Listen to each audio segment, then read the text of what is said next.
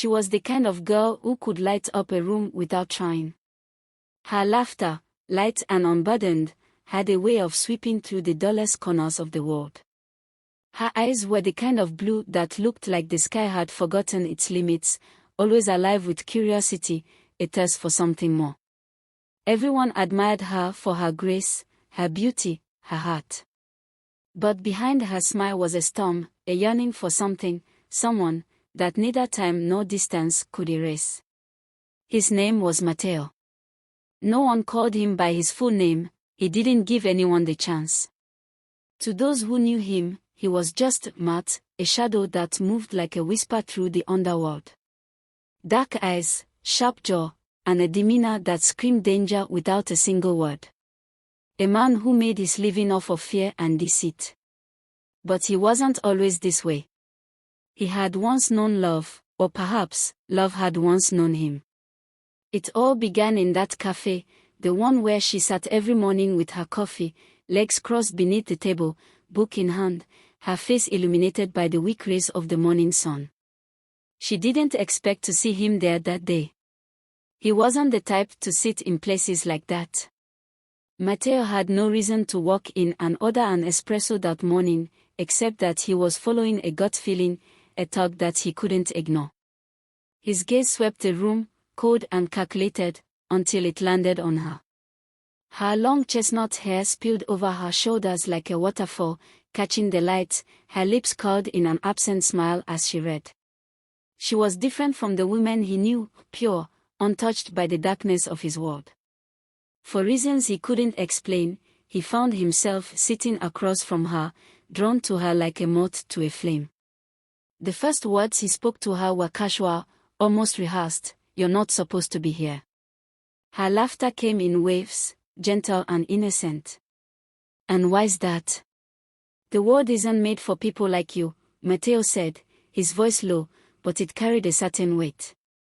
She tilted her head, studying him for a moment. "People like me. People who believe in good things," he replied, though even he wasn't sure what he meant. For a fleeting moment, their eyes met, and something unspoken passed between them, a promise, an understanding, as though they'd known each other in another life. A lifetime that neither of them could remember.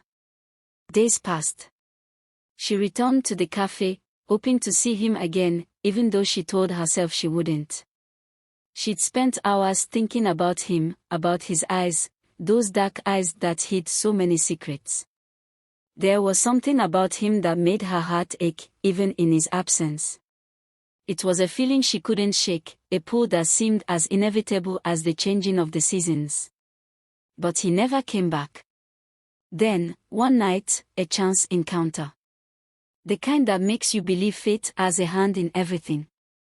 She was walking home, the evening air cool against her skin when she saw him, Mateo, standing across the street, illuminated by the headlights of a passing car. His figure was tall and imposing, but there was something about the way he stood, detached from the world around him, that made her feel both afraid and captivated. She crossed the street without thinking. "Mateo," she called, her voice a whisper that barely reached him. He turned, and for a moment, she saw the slightest flicker of recognition in his eyes. But it quickly faded, replaced by the cold, indifferent stare she had come to expect. "What do you want?" His voice was sharp, like a blade drawn from its sheath.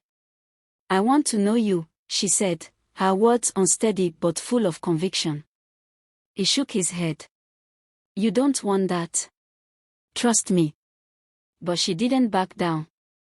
"You don't get to decide what I want." Mateo studied her for a long moment, his jaw tightening. "You're better off without me." His voice was quieter now, almost regretful. "I'm not the man you think I am." She smiled, a soft, sad smile that didn't quite reach her eyes. "Maybe not, but I'm not afraid of you." For weeks after that night, he ignored her. Every time she saw him, he acted as if she were invisible.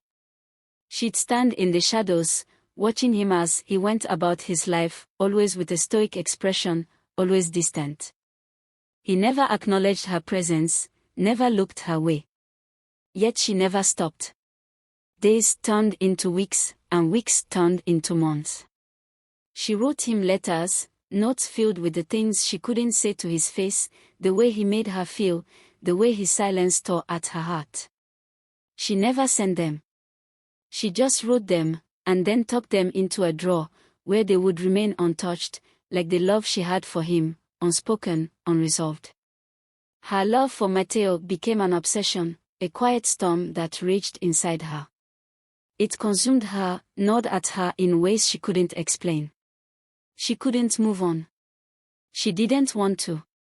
The turning point came late one night, when she found him in an alley, his back against the cold brick wall, surrounded by men whose faces she would never forget. He wasn't who he appeared to be, not the man who had sat in that cafe and spoken to her with such indifference. No, this was the Matteo of the streets, the man who did terrible things for money and power. His eyes were hard, unreadable, but when he saw her standing there, he didn't flinch. "Why are you here?" he asked, his voice colder than the air between them. "I couldn't stay away," she said, the words spilling out before she could stop them. He stared at her for a long time, like he was trying to make sense of her presence, of her refusal to walk away, to move on like everyone else in his life. "You should have." The finality in his voice cut deep, but she stood her ground. "Maybe I can't. Maybe this is what I want." Matteo took a step forward, his shadow swallowing her whole. "You think you know what you want. But you don't. You'll regret this." She looked up at him, her heart pounding. "I don't think I will." In that moment, something shifted. Matteo didn't push her away. Instead, he seemed to soften, ever so slightly, like the storm inside him had come for just a moment. He didn't speak, but for the first time, he didn't walk away. She didn't know what came next, or whether this love would ever be returned. But what she did know was this: love wasn't about whether someone else chose you. It was about choosing to stand, to remain, no matter the cost. And so, she stayed. She waited. Matteo never told her that he loved her. But sometimes, when the night was quiet, and the world had forgotten to be cruel, their silences spoke louder than any words ever could. And that, for her, was enough.